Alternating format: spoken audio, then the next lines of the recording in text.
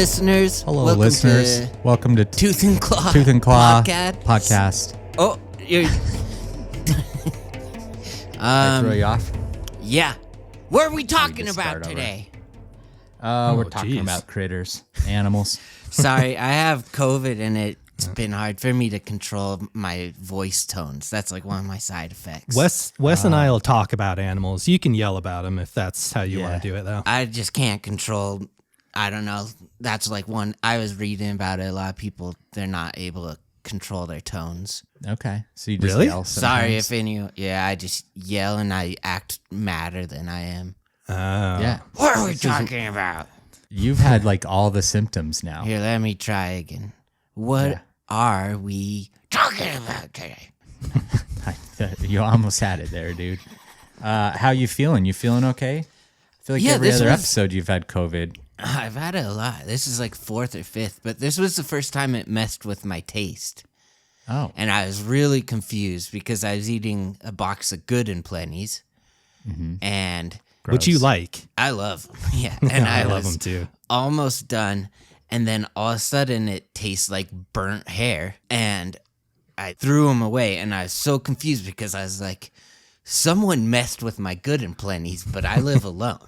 So how did that happen? And I was like, I have been flipping off ghosts a lot just to make them do something. Maybe it's the ghosts, you know? And ghosts are old enough to eat Good and Plenty's too. But I kind of realized, hey, I probably have COVID. And yeah. Messed with my smell too. Like chemicals smell really strong to me and gross. Hopefully it doesn't ruin Reese's for you like it has for Mike. I was careful not to eat any. So it wouldn't even like... Yeah, if it ruins Good and Plenty's, that's NBD, right? It's just Good and Plenty's. I like Good and Plenty's. I feel like candy prejudiced. Good and Plenty's are like a candy that when I was growing up, if someone offered them to me, I would kind of be like, I guess, it's better than no sugar, but I didn't want them. They're my lowest tier candy. Wow. Yeah. I can't think of a candy I like less than Good and Plenty's.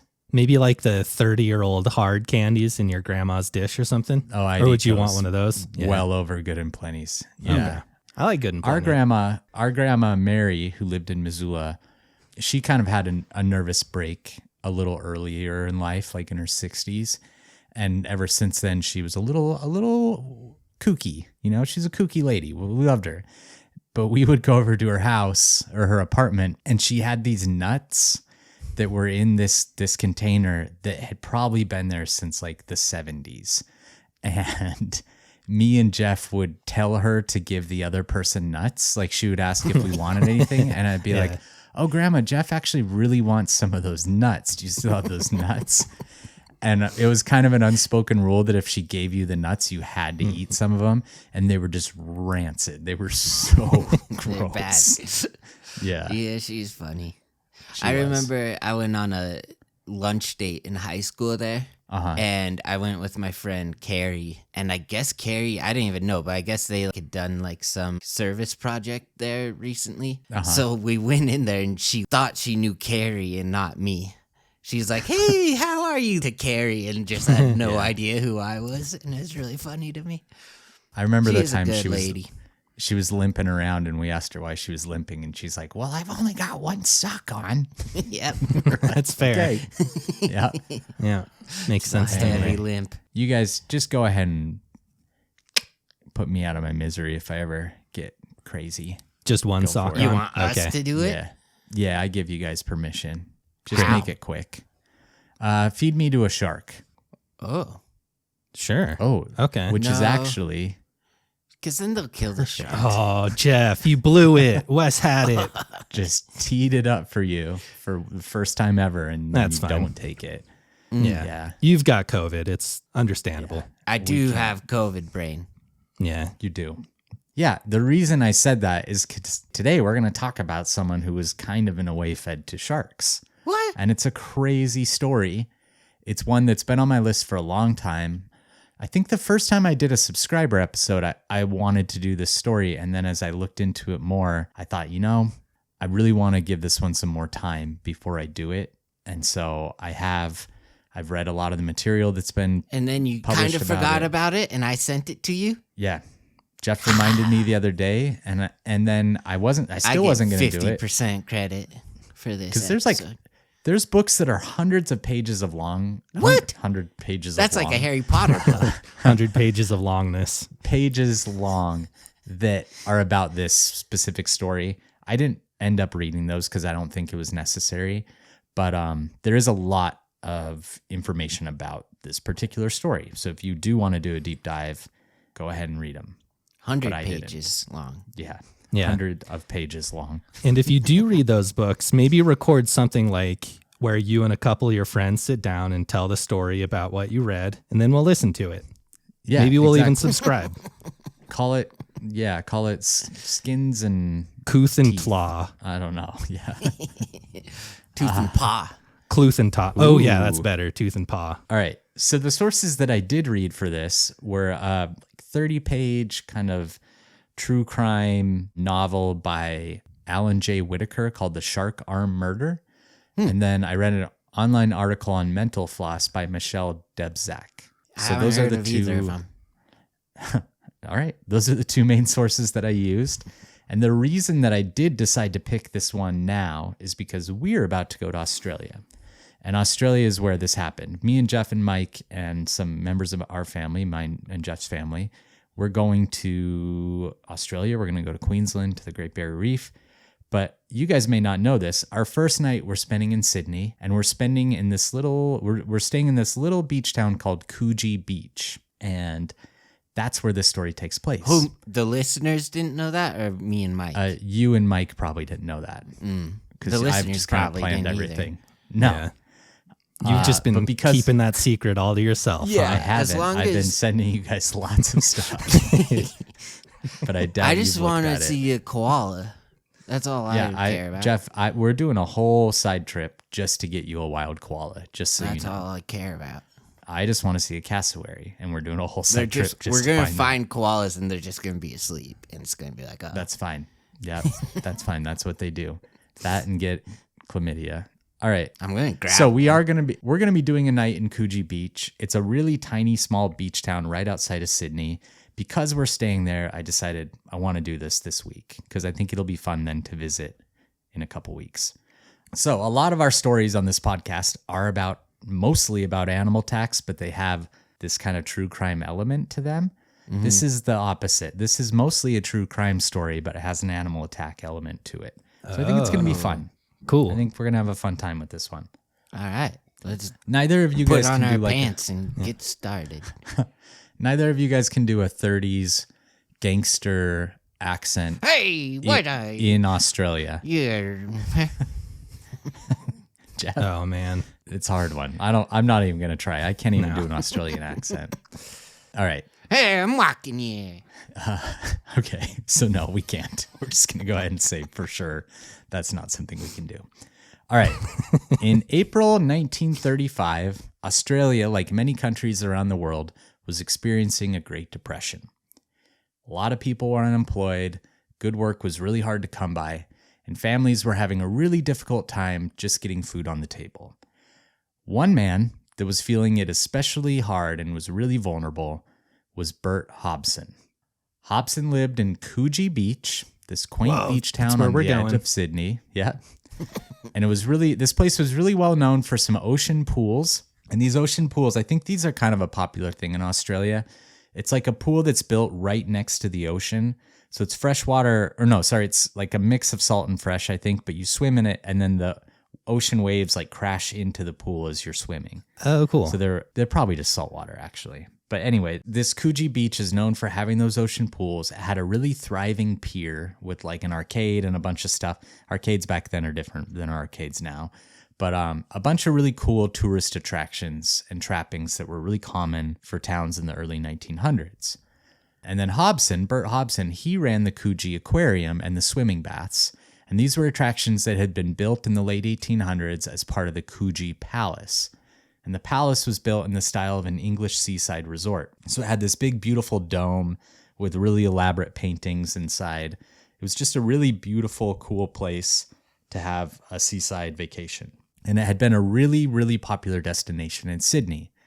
But in 1934, the nearby pier had closed, and the pier was probably the biggest attraction in the area, and the aquarium and the swimming baths were quickly falling into disarray. People didn't have the money to really spend on these sort of things anymore, and it was just like a lot of businesses during the Great Depression, it was really starting to fall apart. Even the businesses were depressed? Yeah, everyone was depressed. Wow. Even the businesses, except for the really, really hyper-rich people. I mean, those guys are so awesome. They're not. I disagree. Bert, the guy who runs this aquarium and these swimming baths, knew that he had to take some drastic measures quickly, or else he was going to lose the aquarium and would join the ranks of thousands of people that were unemployed in the city.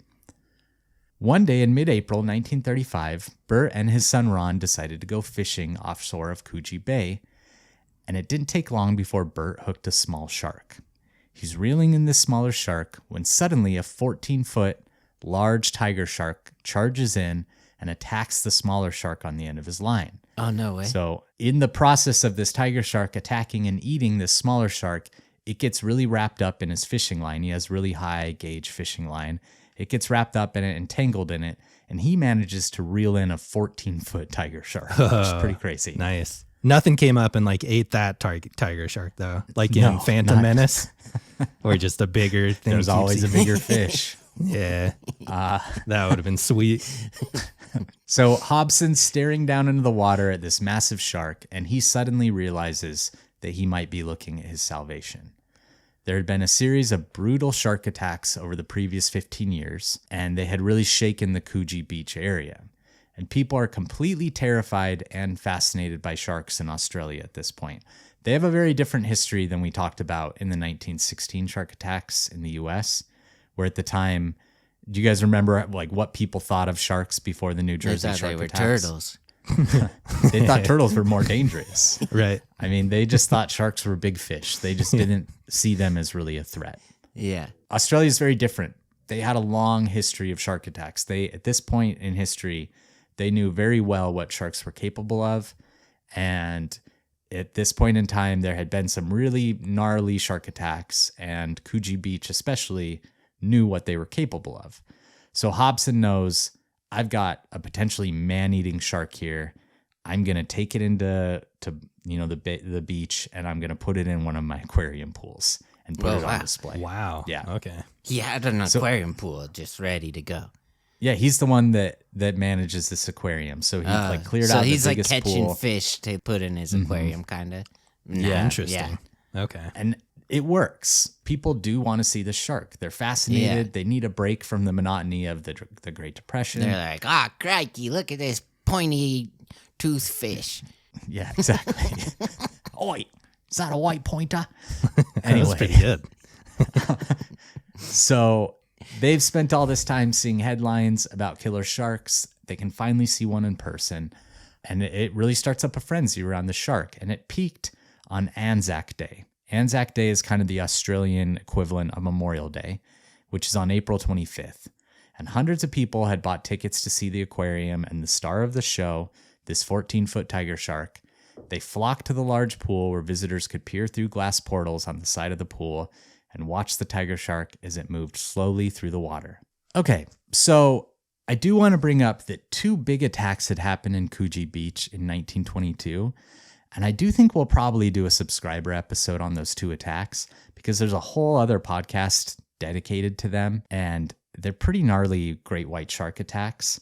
So this is an area where you can find the top 2 dangerous, I'm putting that in quotation marks, sharks for people, which is great whites and tiger sharks. They're both found in this area. Coogee Beach. So this is like a very, people have sharks on the brain in this type of place. All right. Yeah. What they type of swimsuits are they wearing? In 35, they're probably starting to like show a little ankle and stuff.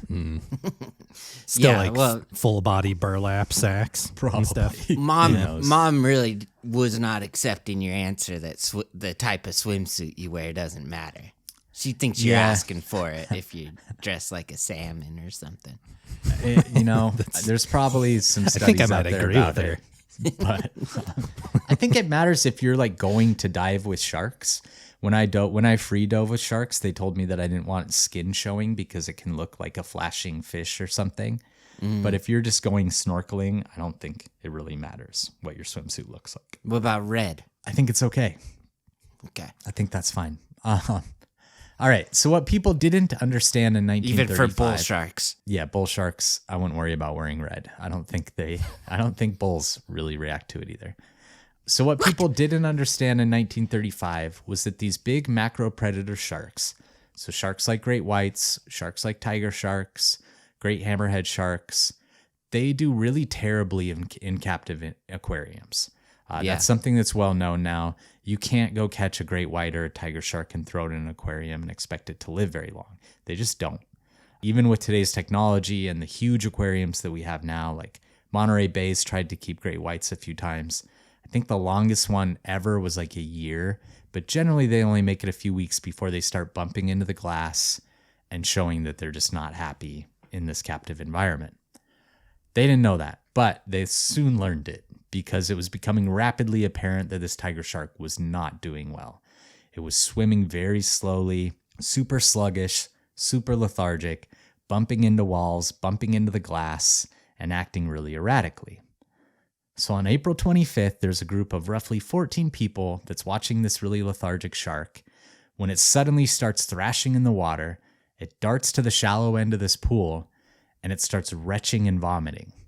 So people are watching this. They're kind of disgusted as this cloud of brown vomit erupts into the pool.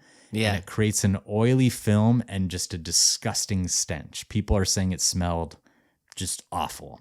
Wow. And they see this cloud kind of erupt, and then as this vomit dissipates into the water and clears, they can clearly see some objects in the water. One of these objects is the carcass of a dead rat. One is the carcass of a dead bird. And the third is a human arm. Oh, no. The bird ate the person? No. I think the person ate the bird who ate the rat. It was like what we were talking about earlier. Yeah. And then shark they actually, some of the stuff I read said they think that the smaller shark actually ate the arm, and then the tiger shark ate it. And so it's kind of like a Russian stacking doll or something. Yeah, the Matryoshka doll. Yeah. Oh, the smaller shark that the shark ate the hand? That's crazy. There's some people that say that, and the reason they think that maybe is because this arm was in such good condition that it would have digested a lot slower in the belly of the tiger shark if it was also in the belly of a dead shark. Weird. So that's so weird. Maybe they heard the "What Would Jeff Do" in one of our shark episodes where I just shoved my arm down the They might have throat. Yeah. Maybe a time traveler went back and played that specific episode. Do you think they removed their arm first before putting it into the shark's mouth and they just ran away without an arm? That's actually funny you should ask that. We're going to get into that. Let's do it. I was just, before we do get into that, I was just thinking about how awful it would be. It's 1935. You're like a struggling family in Sydney. You save for months to finally do something special for your kids. You take them to the aquarium, and then a shark vomits a rat in front of them. Yeah. I don't know. You'd just be like, God, man. Really? All right. I feel like I'd rather watch that than watch it just like bump into walls. Yeah, real slow. It's a good point. It's a good point. I just feel like a shark vomiting a dead rat has to be a metaphor for the depression, but who knows? You remember that 127 hours guy? Yeah. Aaron Ralston. Aaron Ralston. You think anything ate his arm? Probably bugs, bacteria. And then the shark ate the bugs. Yeah. Yeah. Or you go to like a bug zoo and one of the bugs throws up a little bit of his arm and the zoo goers are like, ew, gross. You think that happened, Wes? I don't. Wait, when did this happen? 1935. Oh, so that wasn't his arm. It couldn't have been. It wasn't Aaron Ralston, for sure. I think we can rule him out, unless he's the time traveler. This is a good thought, though. Other arm. Yeah. Right. No, I was thinking that's his arm. Yeah. So when a shark vomits an arm into a pool, you have to call the police, and that's what they do. They call the police. Some plainclothes detectives show up. They collect the arm, and Mike, this seems pretty cut and dry, right? If a shark vomits an arm out into a pool, what do you think these police were like? What was their operating theory here when they're collecting this arm? So When you say plain clothes, you mean they're dressed up in like a pilot's costume? No, I mean just normal clothes, like their day-to-day clothes. Okay. What was the question? Man, I just can't get you guys to answer how I want you to. That the shark ate the guy's arm. Yeah, they thought this was a shark attack. They just thought, oh, we have a shark attack. We're going to try and identify the victim. But as they're looking into the arm to identify whether or not they can figure out who this guy was, they notice a couple things that are really important. The first was that the arm had a very noticeable tattoo on it. And that tattoo was of two boxers squaring up against each other. And I picture in the 30s they were doing that's of course 30s boxing. Putting their dukes And up. one of the boxers is wearing red trunks and the other boxer is wearing blue trunks. The other thing they immediately noticed is that the arm had been cut very neatly and had very cleanly been removed from the body by a knife. And that the shark had swallowed the arm after it had been removed from a body, which is interesting. Yeah, especially they don't have like a ton of shark data. So like it's smart they didn't think the shark could do that, Yeah. And if there is one shark that would be capable of doing close to that, it is a tiger shark. Because we've talked about them. Razor sharp teeth. Yeah, they have serrated teeth that point in opposite directions on each side of their mouth. Yeah. And they can cut through turtle shell with them. I mean, they're incredibly sharp, saw-like teeth, and they do use them like a knife. But this cut was so perfect that it couldn't have been from a shark. It had to have been from a knife. Okay. So pretty much immediately, the police started investigating this case as a murder, not as a shark attack. Wow. So one person that read the news about the arm in the aquarium, who was really interested, was Edwin Smith. The description of the tattoo sounded an awful lot like the one his brother Jimmy had on his arm, and Jimmy had been missing for weeks. So Edwin heads to the police station to take a closer look at the arm. All right, so we're going to jump back in time a little bit. Oh, nice. Just So like that guy time that's traveling. going back to tell the story. The 127 hours guy. Yeah, he went back to show them the episode about Jeff's what you should do. All right. We'll diagram it all out and put it on Instagram for everyone. James Jimmy Smith was born in England in 1895, and then he immigrated to Australia in 1915 at the age of 20. He had dreams of being a professional boxer, but he quickly realized that he wasn't going to make it as a pro. So he started working in a billiards club, and then he bought his own billiards room, which was likely a front for illegal gambling. He had married, he had a young son, and as far as things go during the Depression, he's doing pretty well. He had big aspirations. He existed on the fringe of the Sydney criminal underworld, and he's well known in these different clubs and speakeasies and whatnot in Sydney. He was known as being a really snappy dresser, but he actually would rent all his fancy clothes because he knew they would make him more appealing to kind of these people that were into organized crime, and they might want to bring them into their radius or into their orbit. And that actually worked. He attracted the attention of Reginald Holmes, and Holmes was a local wealthy boat builder, and he decided he wanted Jimmy to work for him because he really liked Jimmy. He thought he was like a snappy dresser and just like a cool guy. So Has there ever been a Reginald that isn't wealthy, do you think? No, I think you have to be wealthy if you're named Reginald. And Holmes, just really, This guy had like 4 names actually, but I can't remember what the rest of them were. Of course he does. So he convinces Jimmy to sell his billiard room and invest the money into a project where they were going to develop some lots near Holmes's speedboat business. So they're going to build some houses or apartments, whatever, near this speedboat business. One other thing about Holmes, aside from being a boat builder and a wealthy businessman, he was also widely rumored to be a crime lord that ran drugs, liquor, and cigarettes and organized really large scams. So this guy is a player in the crime scene in Sydney. Yeah, he's a Tony Soprano. Yeah, he's not that big of a player. He's more just kind of like a small time. Yeah, sure. And Jimmy's kind of looking for these kind of opportunities. He's just trying to provide any way he can. Christopher's like next in line if he didn't mess up. Anyway, Jimmy ends up going into Sure. Just keep naming Sopranos characters. Jimmy ends up going into a lot of debt to fund this building project. He sells his billiard room. He goes into a lot of debt. and he's pretty much bankrupt by the time this thing's over. It doesn't turn out the way they wanted. So Holmes feels responsible for this, and he offers Jimmy some different jobs. He offers him a job as a launch captain in the nearby bay or marina. He gives him money for a new billiard room, and it's kind of what a lot of people think was Holmes was just trying to take care of Jimmy because Jimmy was privy to a lot of the scams that Holmes was running, and he didn't want Jimmy to rat on him. So he really just wanted to keep Jimmy happy. And they found a rat in his stomach. In the shark stomach, yeah. So in 1933, it's like the end of The Departed. It's a sign, you know. It is very symbolic. Yeah. In 1933, that actually is kind of symbolic. I didn't think about it. Okay, Holmes buys an expensive yacht named Pathfinder, and he insures it for much more than it's worth. And then he hires Jimmy to take this yacht out into the harbor and destroy it so he could claim the insurance money. Ugh. Jimmy does this, and it's this big debacle. The ship's on fire. It's really dangerous. They send rescuers out to help him. He says he doesn't want to be rescued, and he rows himself to shore. And as soon as he gets to shore, he's arrested by the police, and they question him. And during this questioning, he lets it slip that Holmes actually owned the boat. And this leads to Holmes not being able to get the insurance money for the boat. Oh, no. So he's out a lot of money. Wow. And Jimmy's Those actually... insurance scams, they never work, I feel like. They don't usually... You think in 1935 you could pull it off, though. Yeah. Those insurance companies are smart. They're smart. They know what they're up to.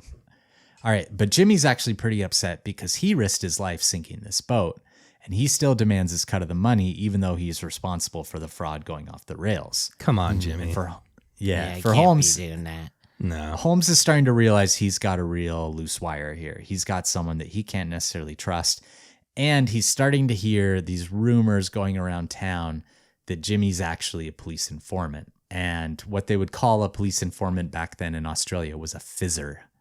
I like that. Yeah. Fizzer. So there are some rumors that maybe he's a fizzer. All right. So in 1934, Jimmy Smith meets Patrick Brady. Patrick Brady is an experienced con man, and he's a professional forger. So he's really good at forging people's signatures. The two pull Holmes into an elaborate check forging scam. And Holmes, who had been really careful in his life to maintain a balance between legitimate business stuff and then the criminal stuff that he's doing, he's starting to feel really uncomfortable with how reckless Jimmy's getting and this new guy, Patrick Brady. He just feels like they're kind of flying too high, you know? And some people think that Jimmy had even started to blackmail Holmes, telling him that he would go to the police if Holmes wasn't giving him money and jobs. So he'd Not smart. he'd fizz on him. Yeah, he's fizzing. Yeah. So in early April 1935, Jimmy's wife and son decide to go on a short trip to see their family, and Jimmy tells her that he's going to go on a fishing trip with friends for a few nights. And on the night of April 7th, he and Brady were last seen together playing cards and getting rowdy at the Cecil Hotel, and then witnesses said they left together and went to a nearby cottage that Brady was renting for some more drinking. A few hours later, disheveled-looking Brady was seen leaving the cottage and catching a cab. And we know this because the police later interviewed the cab driver. And Jimmy never left the cottage, at least not in one piece. Oh, One Piece. One Piece. So when Jimmy didn't show up a few days later, his wife starts worrying. But because of his illegal activities, she didn't report his disappearance to the police. But she told his family members and friends that he was missing. So then we skip forward a couple weeks. The shark vomits up the arm, and all these domino pieces start falling. Holmes leaves town the next day when he hears about this arm and the shark for a business trip to Melbourne. Yeah. But when he returns, the police are ready. They're ready to talk to him. They pay him a visit, and they interrogate him about his relationship to Jimmy. And he had an alibi for the night that Jimmy disappeared, but he's visibly shaken and distraught when the police show up to question him. So they decide they're going to keep an eye on him. They're like, there's something up with this Holmes guy. Besides the fact that his name's Reginald. Keep your eye on Reginald out there. The shark is obviously dying, and it's failing to attract much of a crowd. So Hobson kills it, and he dumps it in a trash heap nearby, which to me is just so sad to pull this amazing animal out of the ocean, and then it winds up in a trash heap. Yeah. The police come talk to him, and they're like, oh, you just got rid of it? it may have had more important evidence in its stomach. So he tells them where he ditched the shark. They cut it open. They don't find anything else. No other human remains inside of the shark. The case is starting to get a little cold when something weird happens. Jimmy's 14-year-old son gets a letter from Jimmy that's addressed to his house. And the letter pretty much tells his son that Jimmy's still alive, but he's on the lam, and then his son would have to be the man of the house for a little while. Whoa. This letter is an obvious forgery. Okay. Who did we talk about that's good at forgery?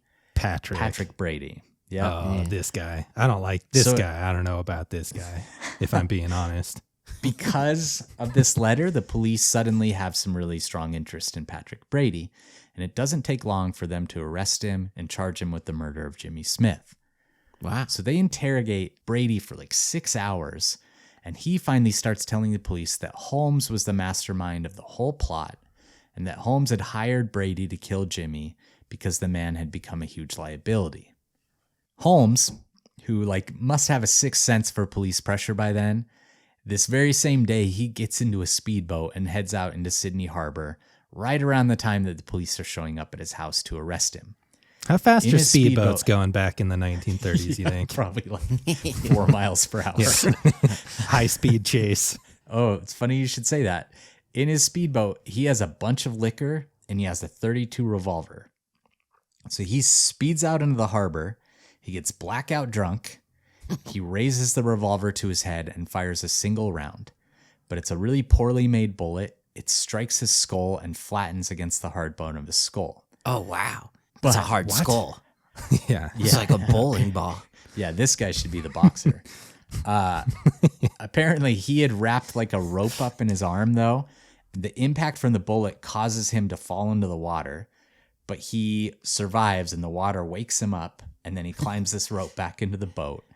And some bystanders witness this whole thing, and they report it to the police. And the police are like, how do we recognize this guy? And they're like, he has a fucking bullet hole in his head. That's how you recognize him.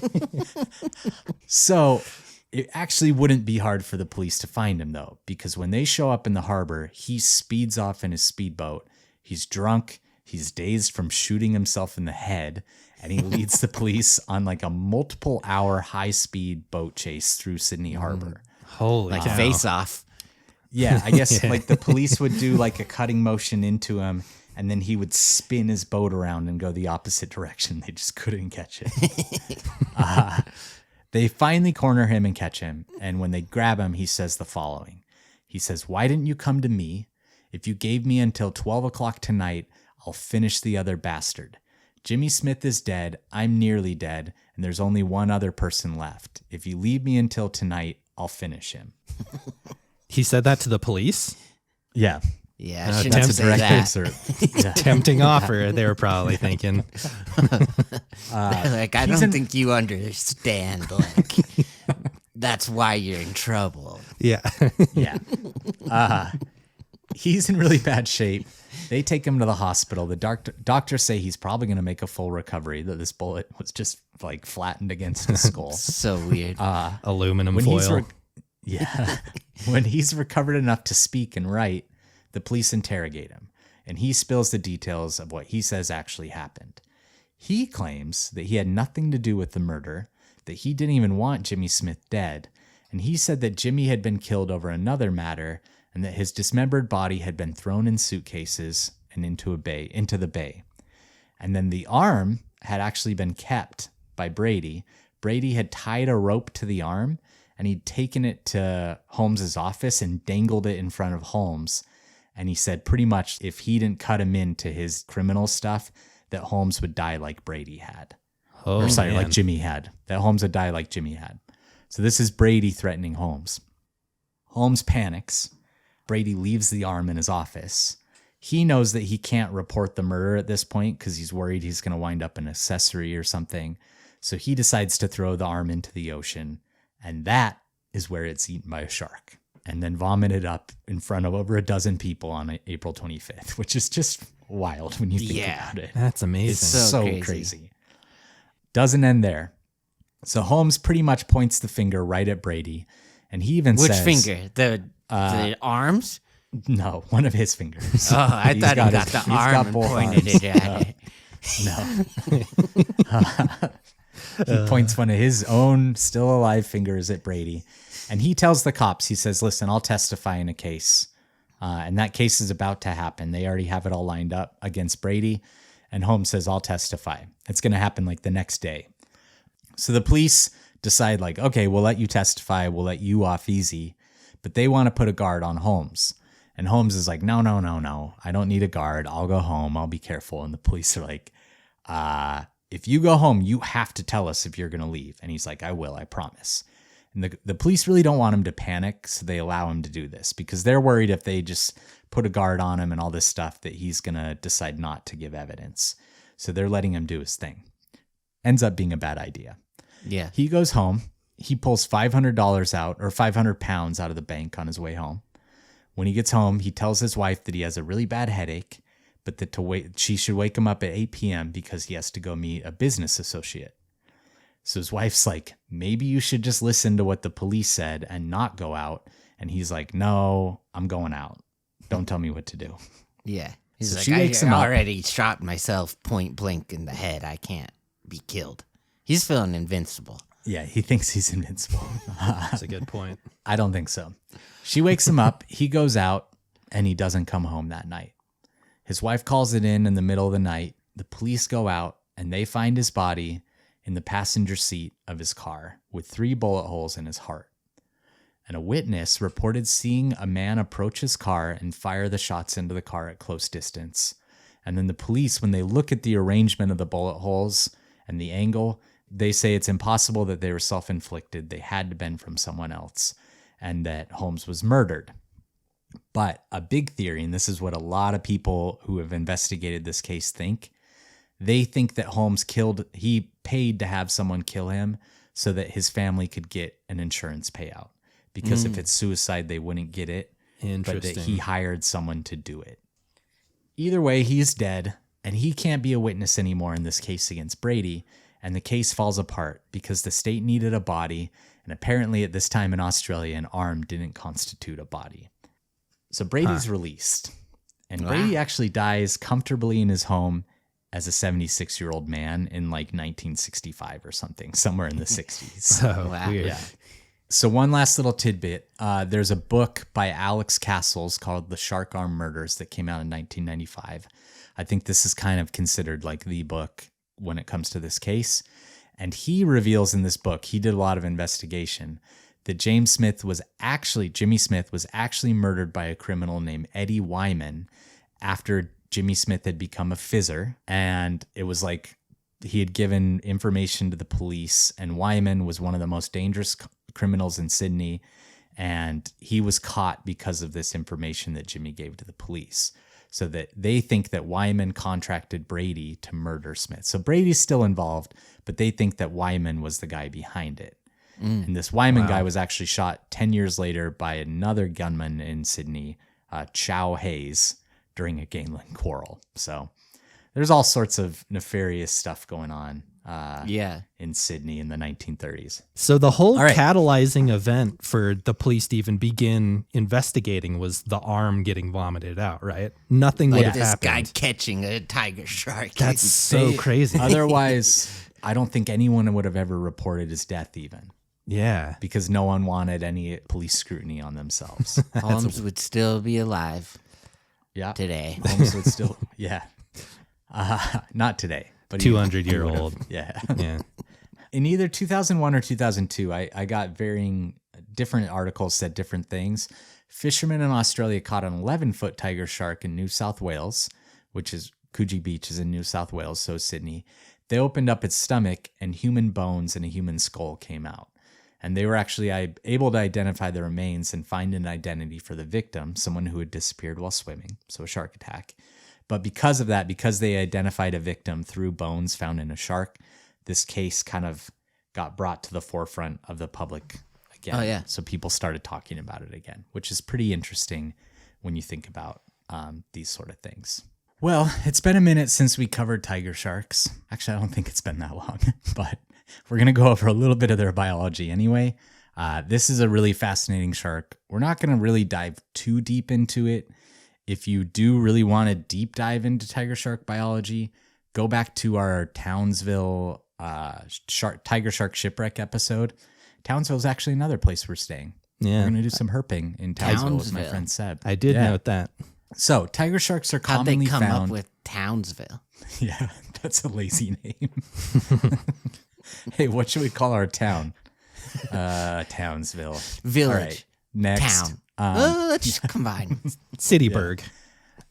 So tiger sharks are most commonly found in tropical and temperate waters. So you can pretty much draw a band around the world that would go as high as the Northeast in the United States or like the southern islands of Japan, and as low as southern Australia and northern Argentina. That'd take a while though. Yeah, it would. It would take a while to draw that band. Yeah. Pretty much Especially that in whole the water. You'd be a modern day Magellan. The whole middle half of the earth is its habitat for tiger sharks. The water parts of it, at least. The ocean, the saltwater parts. Tiger sharks are sexually dimorphic. The females get a lot larger than the males. Oh, females can girl approach power. Girl boss. Females can approach like 20 feet and weigh over 3,000 pounds, making them the second largest macropredator shark after the great white. Wow. So great whites are both weight and length larger than tiger sharks, but these guys get just about as big. Speaking of second, they're also the shark with the second highest number of unprovoked attacks on humans after great whites once again. Yeah. We bring up those stats quite a bit, but there is something I've been wanting to bring up when talking about those stats. I was looking at the shark attack file that's maintained by University of Florida, I believe, and there's one big section that says unknown requiem shark, and there's like 51 attacks attributed to unknown requiem shark. And a requiem shark is a family of sharks like bull sharks, reef sharks, kind of like really classic looking sharks are requiem sharks. And there's like just a bunch of those sharks that have attacked people that people weren't sure what species it was. So the reason I bring that up is, say like 30 or 40 of those attacks were bull sharks, then bull sharks would actually be our number 2 shark in the world when it comes to attacks. Oh, okay. So like there is a little bit of an asterisk when you're talking about what species is number 2. It could be bull sharks. It could be tiger sharks. Right now, tiger sharks hold the spot. Because of the red swimsuits? That's not because of the red swimsuits, but maybe, but no. Okay. If I'm out swimming by myself and I see a shark approach, I would rather it be a bull shark than a tiger You're taking your red shorts off. I'll take off my red shorts too. Okay. A big part of the reason why tiger sharks are one of the sharks that do attack people more often is their diet. They're some of the more opportunistic sharks out there. They can really eat a wide variety of foods. In some parts of their range, sea turtles are one of their main food sources, and to cut through a sea turtle shell and actually get to the soft things is pretty impressive. Like you have to be that's a pretty crazy. impressive predator to do that.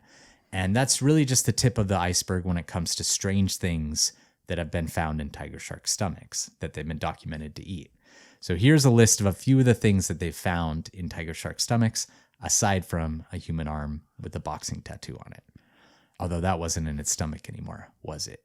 No. It was like, Yeah. I was thinking like the xenomorph, you know how It like it counts. opens its mouth and it has like another Yeah, mouth that yeah, comes out. Is there like a different stomach for each of those mouths? Because imagine the stuff you find in a xenomorph stomach is what I'm really trying to ask. I don't think that little mouth that comes out of it is like has its own digestive system, but I'm not sure. We'll have to ask Geiger, right? Geiger, yeah. Or Ridley. Yeah. I think Yeah, Ridley is sure. still alive at least. Geiger would be a little harder to get a hold of. Or maybe what's her face knows? Sigourney Weaver. All right. Yeah. Okay, so some things they found in tiger sharks: a full suit of armor, flying foxes, Wow. the bats, license plates from almost every U.S. state, Barbies, an African porcupine, several breeds of dog, rubber boots, a small chicken coop with dead chickens inside, an expensive fur coat, a bag of money, seabirds, and sea snakes. So, bag of money sounds like a little video game where you like catch a shark and it gives you money. Just falls out. Has the little like brown sack with the money symbol on Full it. suit of armor is crazy. I know. Can you imagine being like a orca that eats a tiger shark and then you hurt your tooth on a full it'd be like suit when you of get armor in it? You're like, what? When you get aluminum foil in your teeth. Yeah, or like every once in a while at Taco Bell, like my meat has bone in it and it just hurts my teeth. You gotta stop eating at Taco Bell, my man. All right. So I think of every shark species out there, this is really the species most prone to investigate different food sources and to just see if something is food.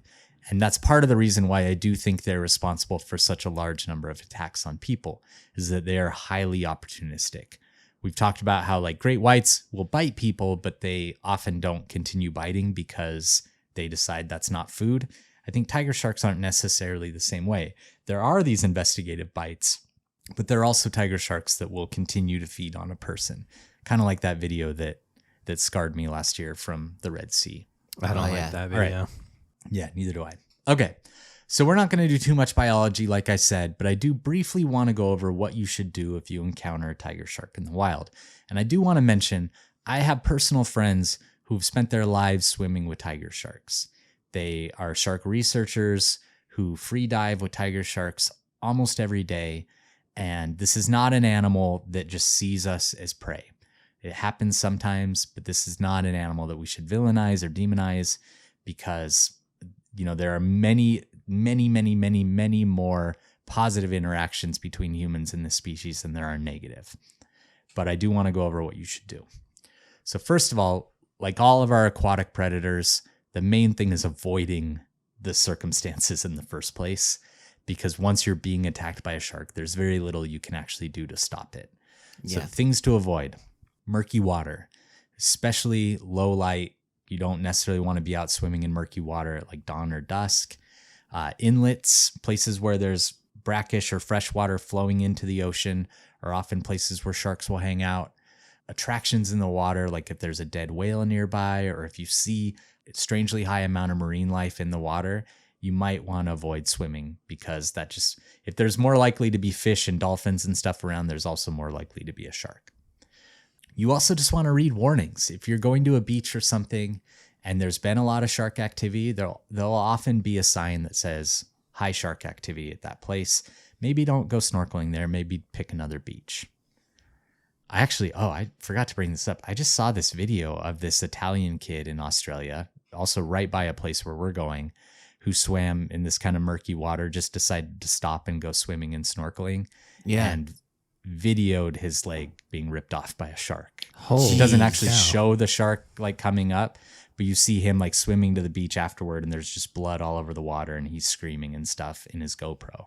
It's crazy. Like, what do TikTokers say now? Like, not my leg being missing, something like that. Oh yeah. But he was Italian, so he's like, not to me leg being missing. Hope I don't slip into a coma. And a coma. Whatever. If you're out there, buddy, honestly, sorry you lost your leg. I watched the video and it was like a hard one to watch. Okay, so avoid those things. If you are in the water and there's potential that there's a shark around, or you see a shark. He played that "Oh No" song that they always do on TikTok. Yeah. Oh no. Oh no. If you are in the water and you see a tiger shark, the number one thing to remember is to stay calm. If you start splashing or swimming erratically or panicking, all that's going to do is tell that shark that you're prey that's trying to escape from it. So you want to face the shark. If you have something you can put in between you and the shark, like if you have a GoPro that's on a pole, or if you have any kind, like you could take your fin off and put it in between you and the shark, just get something in between you and the animal and then calmly get to safety. So you can like slowly backstroke or whatever to a boat or to safety, but keep your eyes on that shark and keep facing it. And just that is going to greatly reduce your chances of having a problem, because these are ambush predators. And if they know that you can see it, it's probably not going to come in and make contact with you. If it does, then what you can do, and this is like higher level, maintain eye contact with it, extend your arm and press your hand flat on its head. Tiger sharks have a really rounded snout and they have this big flat head. So if you push your hand flat on its head, you can divert the shark down and away from you, and then you can kind of go over the top of it. And that's like an expert move. Hopefully you don't find yourself in that situation. But that sounds hard to like remember too. But yeah. Yeah. But honestly, just remember that big flat head and remember to push it down and kind of roll over top. Yeah. All right. If you actually are attacked by the shark, at that point, eyes, gills, snout are the things you should try and hit. But again, at that point, you're kind of at the mercy of the shark. You just got to hope you get lucky. All right, let's get into our categories. All right. I want to say too, with tiger sharks, what you were saying, just about like how most of the time you're going to have a pretty positive interaction with them. Mm-hmm. It kind of reminds me of Jeffs. Like most Jeffs, you're going to have a pretty good interaction with us. But there are like, we got a few Dahmers out there. There's some bad Jeffs out there. Well, you don't want to meet them in a murky alleyway. Yeah. Where do you find yourself? Do you think you're going to be a good Jeff or a bad Jeff? Yeah, I think with me you'll have a pretty positive. Yeah, I'm a pretty good Jeff. All right. Well, I'm climbing up that ladder of Jeffs. People that have interacted with you, and we'll see about that. Okay, let's get into our categories. My first category that I wanted to do was your favorite organized crime pop culture. So whatever you want to pick from the world of organized crime. Bonus points if it's back in the 1930s, but go ahead and pick whatever you want. I can start us off. So, okay. I mean, my favorite I don't think quite counted because it's Point Break, but it's just not that organized. It's more just like Surfer Bros. So I wanted to pick one that seemed like more smart, and I went with Logan Lucky because it's like really planned out, and I just really like that movie. And that's my choice. Soderbergh that directed Logan Lucky? I think it was. So, okay, Soderbergh. Mike? I'm going with The Lies of Locke Lamora, one of my favorite books, fantasy book. It's about Gentleman Bastards. The Gentleman Bastards, yeah. They're kind of an elite, organized group of con men who go around stealing from rich people in fantasy Venice. I forget what the town's called. Do you remember, Wes? No. Something. But Locke and John, two of the great fantasy characters ever. Just a really fun, I don't know what the word is, irreverent group of people going around doing organized crime. Yeah, I found when I was watching Arcane, I found myself thinking about that book a lot, which is kind of a weird comparison, but I did. I can see that, yeah. All right, I'm going to pick Breaking Bad. It's still organized crime. I probably think it's the best show ever made. I really wanted to pick Sopranos, and then I really wanted to pick Boardwalk Empire because it's 1930s organized crime. But ultimately, I had to go with Breaking Bad. They have a scene kind of like this in it.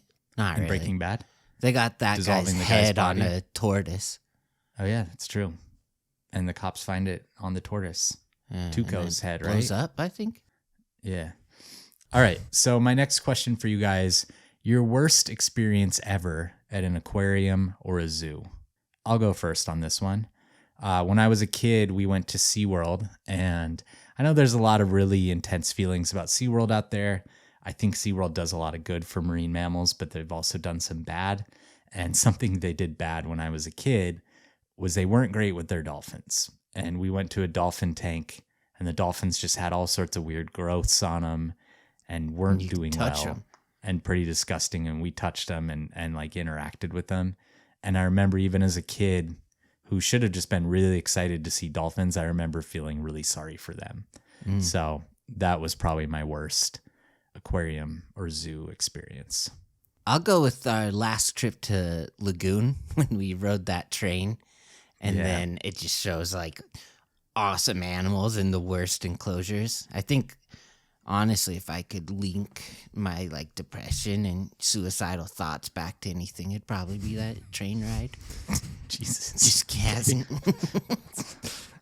I think we should know how to look into that more, but I do think we should get rid of that zoo. I think It's Maybe awful. It sucks.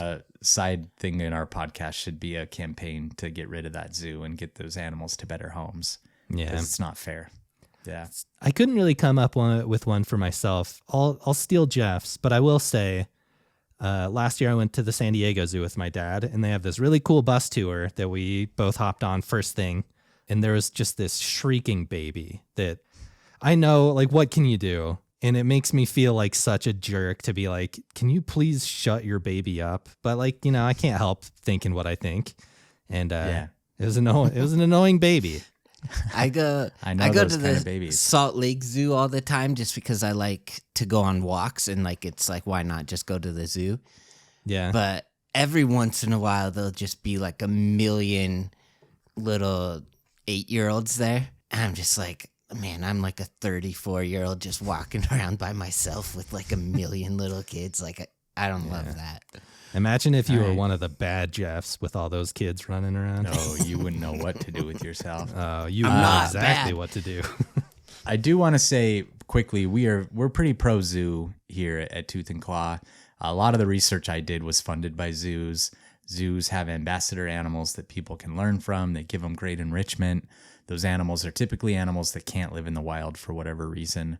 So we tend to be pretty pro zoo here at this here little podcast. All right, to my favorite category, were Mike and Jeff paying attention? And today's gift to the winner is we're going to be spend some time in airports together. And you know how often they have like a See's Candy kiosk? I'm going to let you, the winner, pick something up to $15 at the See's Candy kiosk that I will pay for in one of the airports that we go to. So like one the chocolate winner gets that. See's is charging a premium at airports. You can buy like 3 of those Bordeaux bars for that, or maybe like one small box of chocolates. Great. Yeah. No, I'm not gonna yuck a yum. I'm in. Yeah, it's a free yum, man. Don't yuck your yum. Not yucking. Who wants to go first? There's 4 questions each and then a bonus question. Anyone want to go first? I want to go first, please. Mike, what color were the boxer trunks on Jimmy's tattoo? One red, one blue. Correct. Jeff, name one thing that the shark vomited up aside from the arm. A rat and a bird. Ooh, nice. Oh, maybe a bonus points? We both did kind of two. No. Okay. Loser has to take a laxative before next episode, Mike. Okay. Yeah. Sure. Side bet. Or wear red trunks when we go to Australia. Or you have to take a laxative on the plane. Come on. Mike, how old was Jimmy when he moved to Australia? Oh, shoot. Yeah, I wasn't paying attention. You didn't say that. I know I did. Did you? Jeff, do you want to steal? No. He gets to guess. Let me guess. 12. Incorrect. Jeff? You had the right numbers. 21. He was 20. I thought it was 21. All right, Jeff, You your said second 21. question. How long was the shark? You said 20 feet, but I think you were just saying how big females can get. That's as big as they can get. This particular shark was how long? I want to say 12. 12 feet. Incorrect. Mike? 14? 14. Correct. Ooh. All right. Mike, how old was Brady when he died in his home? Patrick Brady. 93. Jeff? 71. 76. Close. Oh, 76. Said 71. Trombones. Jeff, what family of sharks are bull sharks and reef sharks found in? I'll give you a hint because I know you were listening. But this will also, if you don't get do you want the hint? Because I think if you don't get it, Mike will get it with this hint. Yeah, give me it. There's a movie called Blank for a Dream. Requiem sharks? Requiem. Yep. Good job. Yeah. Okay. Did you know it Mike. without the hint, Mike? I would have, yeah. You clutched it out, though. That was good on your part. I just knew the movie. Sure. Mike, what 2 types of waters are tiger sharks found in? Salty and fresh. Incorrect. Jeff. Jeff. I don't know. What 2 types of waters? Yes, Murky I said this. And tropical. You got one of them. Tropical. Tropical and temperate waters. No, you did didn't. say murky. You've never said any of this but that's stuff. not going to count for this. Jeff, what is the Australian 1930s name for a police informant? Pfizer. Pfizer? Fizzer. That's the name Pfizer. of Correct. the vaccine you got. All right, so Jeff's up 1 point. Wait, you gave me that? Yeah, I gave it to you. This bonus one, Don't I'm just deserve going to it. do this. This bonus question is just worth 1 point. So, Mike, if you get it, it's a tie. I'll buy you both C's candy. If you don't get it, then Jeff wins. Oh, let's go, Mike. What is the name of the beach where the shark was displayed? Oh. We're Coogee? visiting. Mike got it. You both get C's candy. Oh. Ooh, Let's go. hey. But you both Good just job, get Jeff. 750 instead of 50. Oh. Okay. All right. We don't need to take laxatives for now. No laxatives. Okay, next Till category. later date. Although I might anyway. Our next category is something you recommend this week. Something you've been listening to, watching, reading that you recommend. Yeah, I'll go. So in fantasy football, I had a little side bet with a listener, and I should have put their name down, but I didn't.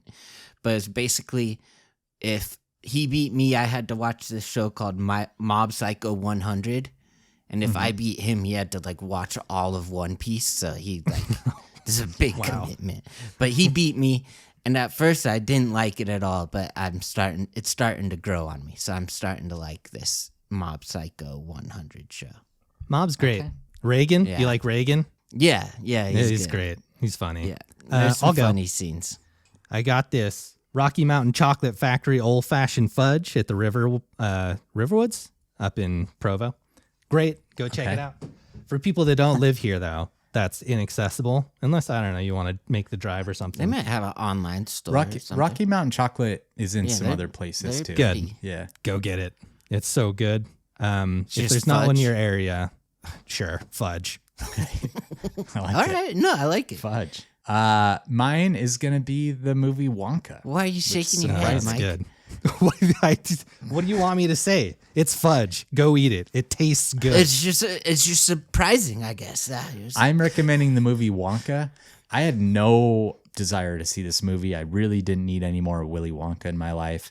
Wasn't interested at all. Mike went and saw use it. more Wonka.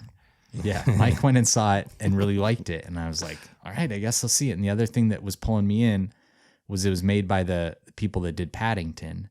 And it had a similar feel. It was just whimsical and fun, like fun musical numbers in it, really well acted, just like a great fun movie that was just a nice escape. So I really recommend it. I thought it was a great movie. Yeah. I right. had a great time. Because of fudge, Wes? Well, there's fudge in it. It did There's make fudge me in want it. to eat some fudge. It's good. Oh, So both that reminds me yours are too. fudge. yeah. Did I correct my carotid artery thing You already? did. Yeah. Okay.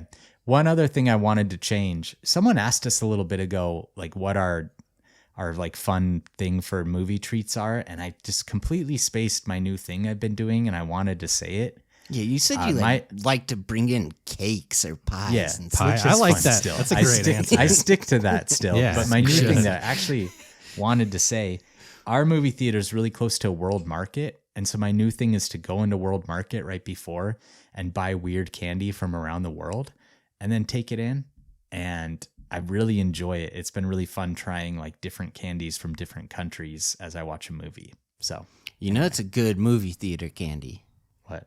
Good and plenty's. Nope. Oh, Disagree. man. Hard disagree. Eat them by Even the when they box taste full. like burnt hair.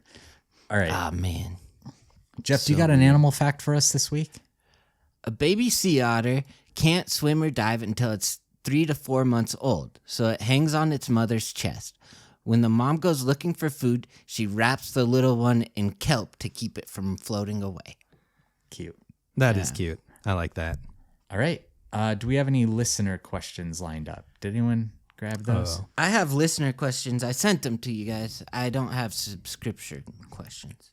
Subscription? Yeah. I think we have a couple new ones here. Yeah, here's I'll just do 2 quick patron questions.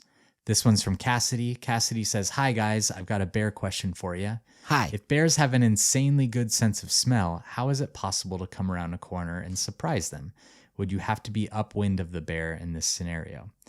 Cassidy kind of answered their own question there. Yeah, it really depends on the wind direction. If the wind is blowing your scent toward a bear, there's a much better chance they're going to smell you coming before they even see or hear you. But if it's blowing the other way, then they're not going to get your scent. So the wind direction really does have a lot to do with that. But if it is blowing toward the bear, they will probably smell you before they ever see you. A lot of times, too, they're like in thick brush, so there's a lot of smells right by them. Like they stand bombarded up to get like the big distance smells a lot of time, right? Yeah, totally. All right, this one's from Olivia. Olivia says, "Hi guys, I was catching up on some bonus episodes, and Jeff's most recent one made me wonder." This is kind of an old question, so sorry it took us so long, but it was about your hurricane one, Jeff. Olivia said, "Yeah, if you were guaranteed to survive completely unharmed, what catastrophic natural disaster would you most like to witness up close? For example, I'm terrified of and fascinated by volcanic eruptions and would love a front row seat to one if not for the side effect of an excruciating and horrendous death." Liv also says, "P.S. I want to give Mike a special shout out. I really adore his episodes and can feel the care he puts into research and narratives. Podcasts wouldn't be the same without him." I agree. But I also love Jeff's. I think they're both great. Podcasts in general or just our podcasts? Our podcasts. Oh. But I thought that was a nice that would have been huge if it was high podcasts praise in general. Yeah. Thanks. Okay, so what's your natural disaster you want to witness up close? Tornado. Mike? But like I want it to like go through like an abandoned town and watch it like rip up houses or something. Yeah, that would be cool. That would be cool. I think it'd be awesome to be able to see a huge earthquake, like a giant seismic split in the earth right in front of you, and somehow you aren't hurt by it. I think that'd be really cool. But volcano would have been my answer. Like if you do the splits on it. Yeah, like Van Damme. Yeah. I'm with Liv. I want to see just a massive volcanic eruption. I was in a volcano. I want to see Yellowstone explode. Guatemala. Oh, you were in one? Like a volcano eruption happened by me, a big one, and a hurricane turned into like a tropical storm and hit us at the same time, and it just rained volcanic sand on us, and it like burned your scalp and stuff. It's crazy. Wow. Was that Pacaya? Yeah. Yeah, that's the one I hiked and I toasted marshmallows in the lava up there. Yeah, it like erupted a little later. Someone must have thrown a ring of power in there. Okay. Jeff, you got some questions for us? Heather XXS, do you think babies cry all day because they have an itch they can't scratch because they're dumb? No, I guess. Which part is caused by them being dumb again? The itch, or they that can't they scratch their own itch. No, I don't. Why do you think babies they are cry all pretty day? dumb? They want milk. Attention whores. They just I think she's right.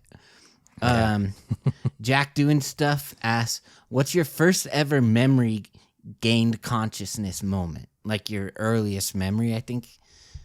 The one I remember is being across our street where we grew up, Wes, and Mom yelling at me, "Jeff, take your hands out of your pants." Okay. And that's my earliest memory. And that happened 2 weeks ago.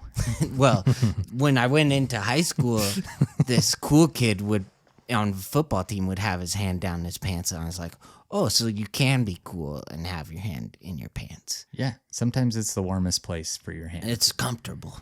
Yeah. Mine is very clear. I was like 2 years old, which is too young to have your first memory. But my parents went out for a date and they left us with my grandpa Larson, who was a bit of a scary person, like a real mountain man, really gruff, but really funny. He had like just a kind of crazy sense of humor.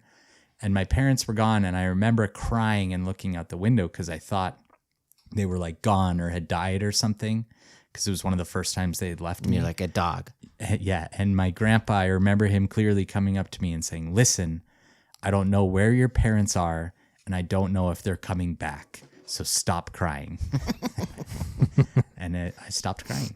It scared me. Yeah. Yeah. Trauma I guess that is a shortcut to early core memories. Yes, mine is learning the truth about Santa Claus when I was little. Someone came over. Spoiler. plug your ears. Well, I already told this story. Plug Yeah. your ears if you're, 15 years old or younger? Is that when people start to learn? Sure.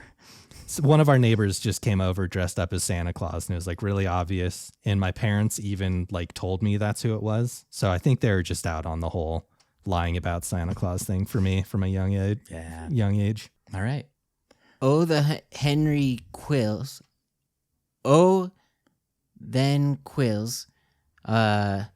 Favorite band or song of all time, or just a current band or song that you like? My favorite of all time probably has to be Say It Ain't So by Weezer, which is kind of, I know Weezer's like really gone off, and like I kind of get a little embarrassed sometimes saying that. And this actually answers another question we had from a patron recently.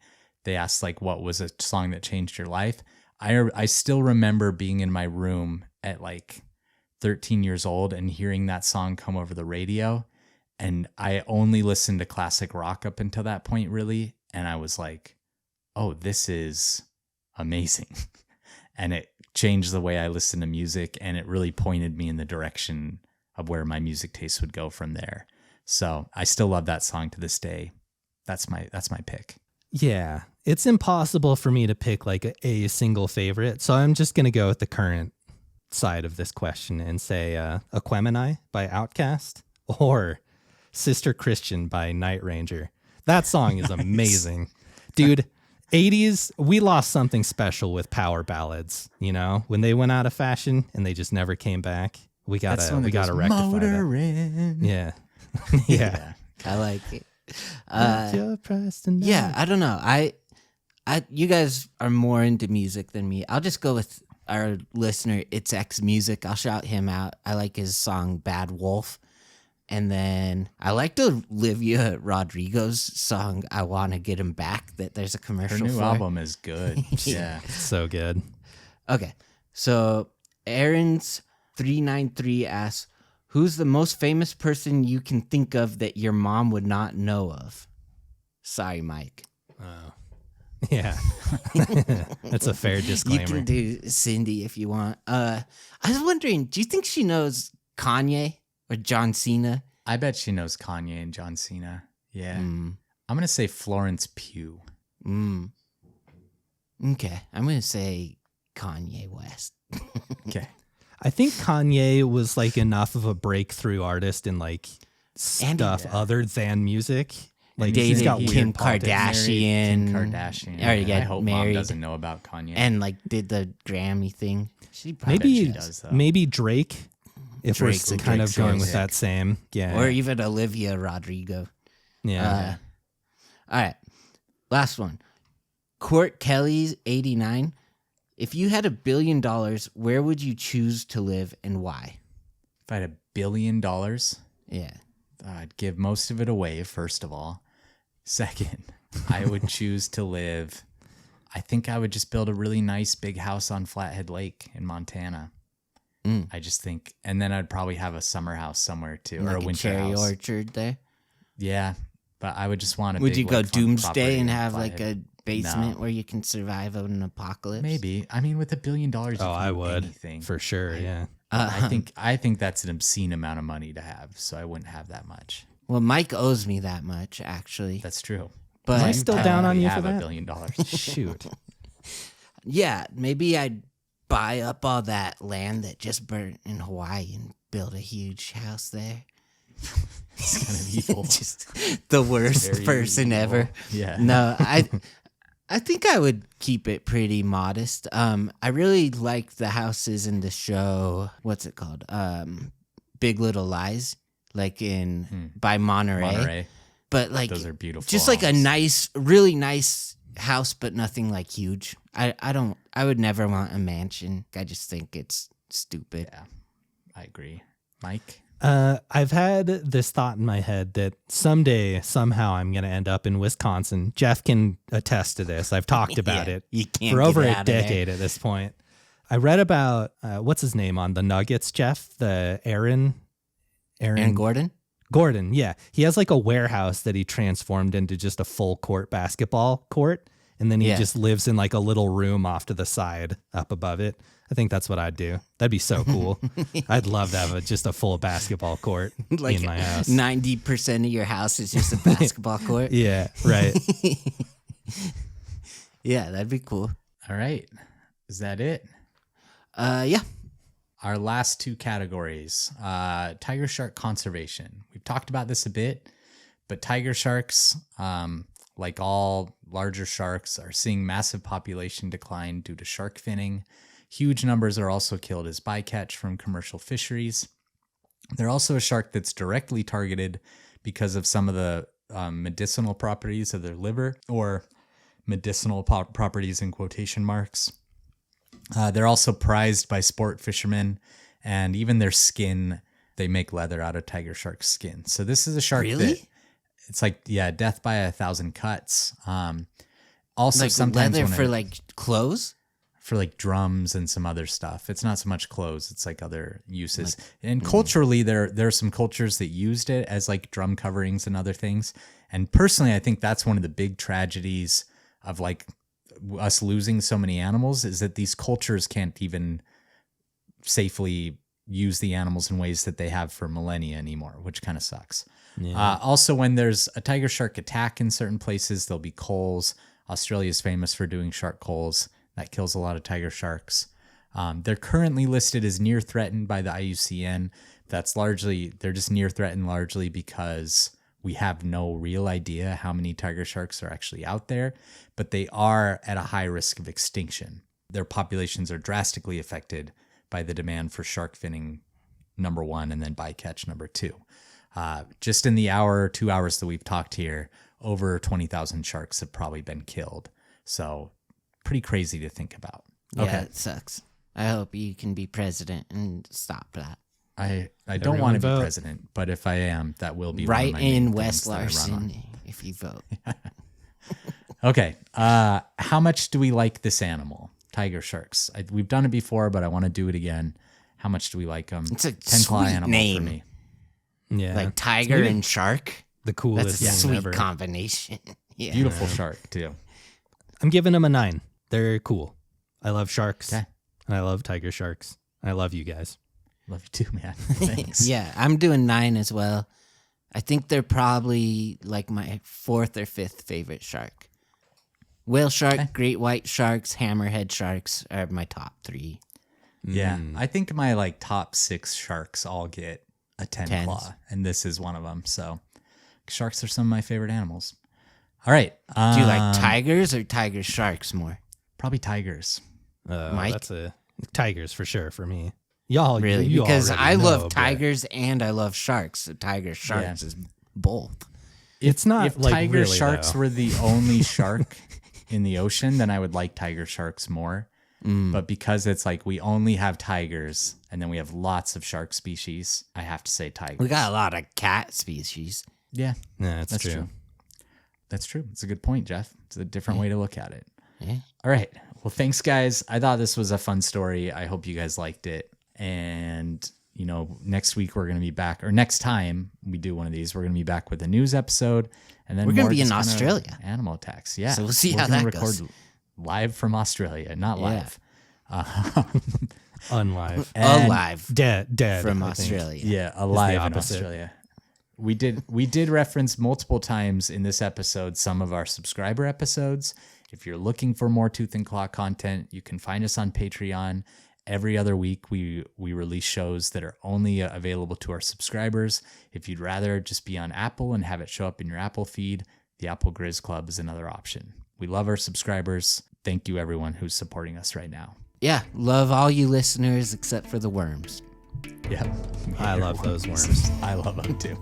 All right, see you guys. All right, love you. Bye. Bye.